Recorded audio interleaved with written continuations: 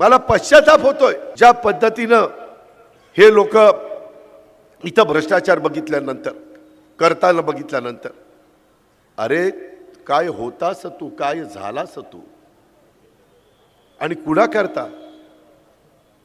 तू नगरसेवक व्हायच्या आधी काय करत होता त्याला आठव?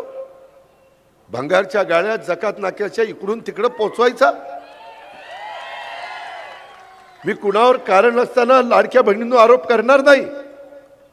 ती माझ्या बापदादाची शिकवण नाही, माझ्या चुलत्याची शिकवण नाही, हे लक्षात घ्या.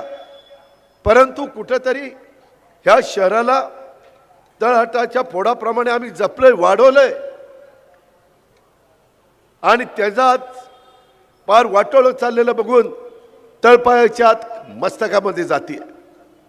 आज मी इथं उमेदवार देत असताना मी शिवशाहू फुले आंबेडकर, त्याचबरोबर आमचे अण्णाभाऊ साठे, मौलाना आझाद, त्यामध्ये सर्व महापुरुषांना, राजमाता जिजाऊ सावित्रीबाई फुले, पुण्यश्लोक अहिल्यादेवी होळकर, रमाई माता, ह्या सगळ्या थोर व्यक्तींना मी अभिवादन करतो. ती आपली संस्कृती आहे, ती परंपरा आहे, ती आपल्या वडीलधाऱ्यांची शिकवण आहे. आणि इथं प्रभाग 7 मध्ये मी ज्यावेळेस उमेदवार देण्याचा प्रयत्न करत होतो त्यावेळेस इथं विराज विश्वनाथ लांडे मधनं आम्ही उमेदवार दिला.